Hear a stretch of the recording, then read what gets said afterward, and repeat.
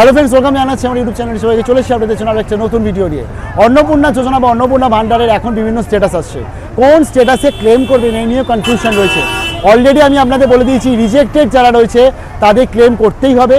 যাদের কোনো না কোনো মানে একদম মেজর ভুল হয়েছে, এডিট অপশান দরকার, তাদের ক্লেম করতেই হবে। প্রশ্ন আসছে দুটো, আন্ডার প্রসেস এবং further enquiry.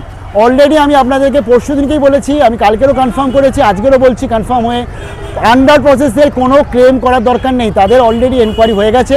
Just wait for approval. Payment কবে আসবে কোনো কনফার্মেশন নেই। সেকেন্ড, সবথেকে ইম্পর্টেন্ট বিগ ব্রেকিং আপডেট হচ্ছে, যাদের ভেরিফিকেশান আসছে, ফার্দার ভেরিফিকেশান, প্রত্যেকটা ফার্দার ভেরিফিকেশানকে ক্লেম করতেই হবে, নাহলে তাদের ফাইল পরবর্তী এগোবে না। একদম শেয়ার করছি, authentic update, official update share করছি। এক্ষুনি চেয়ারম্যানের সাথে কথা বললাম আমরা, এবং এখানে মিউনিসিপ্যালিটি ডিপার্টমেন্টের সাথে কথা বললাম। যাদের যাদের ফার্দার এনকোয়ারি আসে তাদের সবাইকে ক্লেম করতে হবে। ফার্দার এনকোয়ারি আসছে কী কী কারণে? 3টে রুম যারা বেশি ইয়েস করেছিল তাদের ফার্দার এনকোয়ারি আসছে। এবার জানিয়ে দিই, স্টেট গভর্নমেন্টের তরফ থেকে মুখ্যমন্ত্রী বলেছে গ্রামীণ এলাকায় 3টে রুমের বেশি ছাড়, শহর এলাকায় 3টে রুমের বেশি ছাড় নয়। তাই যারা যারা ফার্দার এনকোয়ারিতে 3টের বেশি রুম রয়েছে, অরিজিনালি রয়েছে, কারণ ফার্দার এনকোয়ারিগুলো সব ভেরিফিকেশন হবে আবার, যাদের অলরেডি তাদের মেবি আবার পরে রিজেক্ট হবে। কারণ আলটিমেটলি 3টের বেশি রুম শিথিল গ্রামে করা হয়েছে, শহরে করা হয়নি। এর জন্যই সবাই মুখ্যমন্ত্রীর কাছে রিকোয়েস্ট করছে যাতে এই 3টের বেশি রুমের কনসেপ্টটাকে শহরেতেও শিথিল করে দেওয়া হয়, কারণ এখানে অনেক মানুষ আছে, তাদের জয়েন্ট ফ্যামিলিতে রয়েছে বর্তমানে। তার ফলে যারা যারা আপনারা আজকে ভুল করে 3টে রুমকে ইয়েস করেছিলেন কিন্তু 3টে রুম নেই, তারা অতি অবশ্যই ভেরিফিকেশান এনকোয়ারি আসছে, অ্যাপ্লাই করে দিন ক্লেমে। অ্যাপ্লাই করে করবেন, সেখানে সিলেক্ট করতে হবে যে ভুল ঠিক করেছিলাম আমি। তার পরবর্তী রিমার্কসে লিখবেন যে আমার মাত্র 2টো ঘর আছে, আমি ভুল করে 3টে ঘর করেছি, আমারটা আপনারা বিবেচনা করে দেখুন।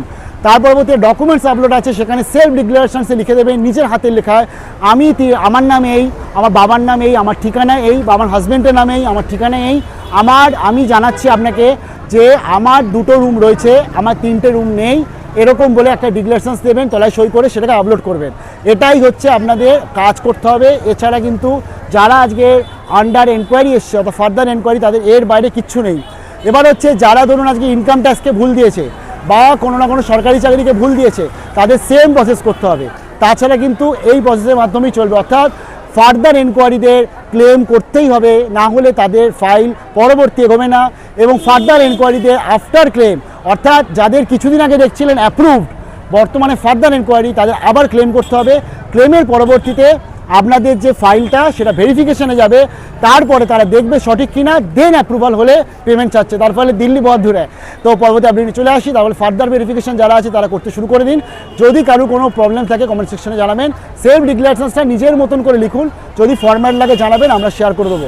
আর আরও একটা বলি, যাদের 3টের বেশি ঘর রয়েছে, যাদের শহর এলাকায় রয়েছে, তারা যতবারই অ্যাপ্লাই করবে, যতক্ষণ না শিথিল করছে সরকার, ততক্ষণ কিন্তু রিজেক্টই আসতে চলেছে আমাদের কাছে। তাই করজোরে মুখ্যমন্ত্রীর কাছে রিকোয়েস্ট, যেভাবে আপনি গ্রামীণ এলাকাকে শিথিল করেছেন সেভাবে শহর এলাকাকে শিথিল করে দিন।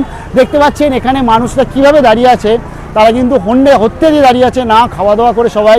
তার ফলে আপনি মুখ্যমন্ত্রী, আপনি গ্রামেরও মুখ্যমন্ত্রী, শহরেরও মুখ্যমন্ত্রী, আপনি অনেক মানবিক মুখ্যমন্ত্রী। তাই আপনার কাছে রিকোয়েস্ট রইল আমাদের সবার তরফ থেকে, আপনি শহরের 3টে রুমকে প্লিজ শিথিল করে দিন, আর 10,000 টাকার যেটা মহিলাদের সেটাকে শিথিল করে দিন। ভালো থাকবেন। পরবর্তী আপডেট চলে আসছি। State news আরজিটি।